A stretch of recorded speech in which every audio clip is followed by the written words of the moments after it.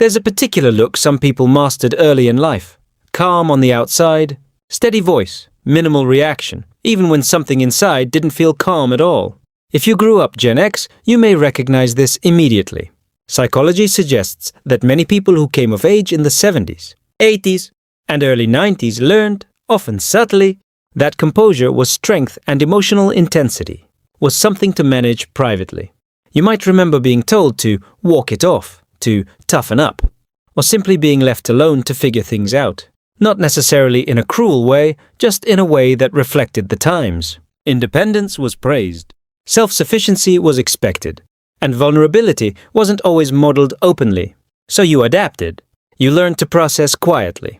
You learned that handling things yourself felt safer than burdening others. And over time, that adaptation became identity. From the outside, it can look like resilience. And often it is. But psychology also suggests that when an entire generation internalizes the message that emotional restraint equals maturity, expressing pain can start to feel unfamiliar, even uncomfortable. This isn't about blaming parents or culture. Every era shapes its people differently. Gen X grew up in a period of economic shifts, rising divorce rates, latchkey afternoons, and media that often glorified stoicism. Many of you came home to empty houses and learned self-reliance early. You handled problems without immediate guidance. You entertained yourselves. You coped alone. And that coping style became efficient. But efficiency isn't the same as emotional expression. So if you've ever struggled to articulate what you feel, not because you lack emotion, but because you were trained to move past it quickly, psychology often highlights how cultural environment shapes emotional habits more than we realize. For Gen X, childhood and adolescence unfolded during a time when emotional independence was not just encouraged, it was assumed. Many grew up as latchkey kids, letting themselves into empty homes after school, solving small problems alone before adulthood even began. That early autonomy can build competence and confidence, but it can also train the nervous system to self-contain distress rather than share it. When no one immediately asks how your day felt, you may stop volunteering the answer. Over time, this can create what psychologists sometimes call self-reliant emotional processing, the tendency to handle discomfort internally instead of relationally. Add to that a media landscape filled with anti-heroes, sarcasm, and cool detachment. Emotional expression was often framed as dramatic or excessive, while irony and humor became safer outlets. So instead of saying, "that hurt," many learned to make a joke. Instead of admitting fear, they minimized it. This doesn't mean emotions weren't present. It means expression evolved into subtler forms. There's also the broader societal context, shifting family structures, economic uncertainty in the 80s and early 90s, and a cultural emphasis on pushing through. When stability feels uncertain, emotional efficiency can feel protective. You focus on functioning. You keep moving. And psychology suggests that repeated reinforcement of this pattern can make emotional restraint feel normal, even virtuous. Another layer is generational contrast. Baby boomers were often shaped by post-war narratives of endurance. Millennials later grew up in an era that increasingly normalized emotional language and therapy culture. Gen X sat between those shifts. You were close enough to older Stoic values to internalize them, yet young enough to witness the beginnings of emotional openness. That in-between positioning can create internal tension. You may intellectually value vulnerability, yet feel instinctively uncomfortable practicing it.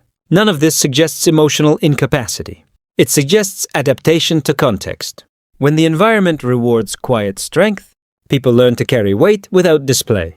And over decades, that pattern can become so integrated that it feels like personality, rather than learned behavior. But understanding its origins doesn't weaken it. It adds clarity, and clarity allows you to see that hiding pain wasn't absence of feeling.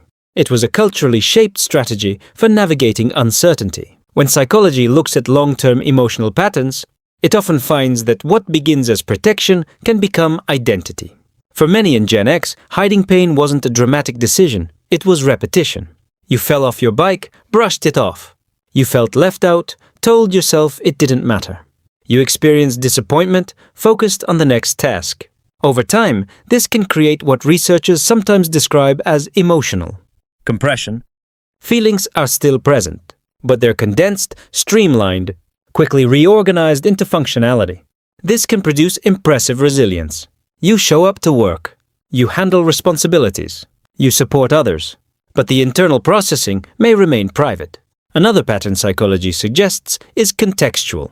Vulnerability, meaning expression, depends heavily on environment. In spaces that feel unsafe or dismissive, Gen Xers may default to composure. In rare spaces that feel genuinely secure, depth can emerge quickly and powerfully. That contrast can confuse others. Some may perceive emotional distance, when in reality it's selective openness. There's also the role of humor and irony. For many Gen X adults, sarcasm became a socially acceptable release valve. It allowed emotional truth to slip out sideways. Instead of direct confession, there was commentary. Instead of visible sadness, there was dry wit. This doesn't invalidate the emotion. It reframes it. And finally, psychology often notes that generations, shaped by rapid cultural change, can develop observational strength. You watch systems shift, technology, family structures, economic models. When you witness instability early, you may learn to rely on yourself first. That self-reliance can feel grounding, but can also make asking for support feel unfamiliar. Not wrong, just unfamiliar. Importantly, none of these tendencies are universal or fixed. Not every Gen Xer hides pain. Not every individual internalizes culture the same way. But patterns emerge when context repeats. And if you resonate with this, it may explain why you sometimes struggle to identify what you're feeling until long after the moment has passed, or why you instinctively downplay your own challenges while showing up fully for others. These are not signs of emotional deficiency. They are signs of learned strength. The key insight psychology offers isn't that hiding pain was harmful or healthy. It's that it made sense at the time. And what makes sense in one era can quietly shape decades of behavior, without ever being consciously chosen. At the heart of this, there's a quiet paradox. By learning to hide their pain, many Gen Xers also learned subtle ways to understand it. Psychology often highlights that self-awareness doesn't always require expression.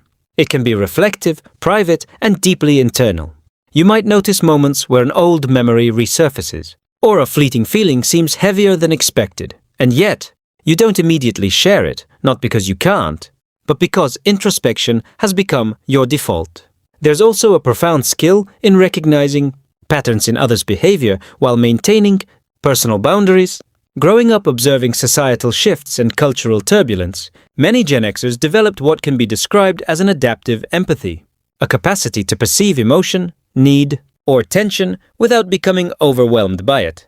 This is a subtle superpower born from necessity, often unnoticed even by the person who holds it. Psychology suggests that the ability to compartmentalize, to choose when and where to engage emotionally, can enhance focus, problem-solving, and even creativity.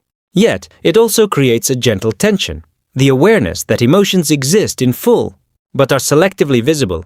Philosophically, this becomes a reflection on human experience itself. Sometimes survival and growth require silence, observation, and patience. The hidden landscape of one's inner world can be vast, rich, and quietly powerful, even if external expression is minimal. Understanding this pattern allows for a shift in perspective. You're not avoiding life or feelings. You're navigating them deliberately, with a nuanced internal compass that may take others years to recognize. It's a reminder that depth doesn't need an audience, and resilience doesn't always announce itself. For those watching, this is less about judgment and more about recognition. The ways you protect, reflect, and adapt are part of a sophisticated, lived wisdom. And as you notice these tendencies in yourself, there's permission to honor them, to see them as strengths rather than deficits. As you sit with these reflections, consider that each moment of private understanding, each carefully chosen expression, contributes to a life that is quietly profound. The subtlety of hidden strength does not diminish its significance. It simply exists in its own measured way. If this resonates, take a moment to reflect on your own patterns, your own adaptive skills, and how they've shaped the person you've become. And if you're curious to explore more insights about psychology, human behavior, and identity, subscribing can be a gentle way to continue observing, understanding, and valuing the layers of your own experience.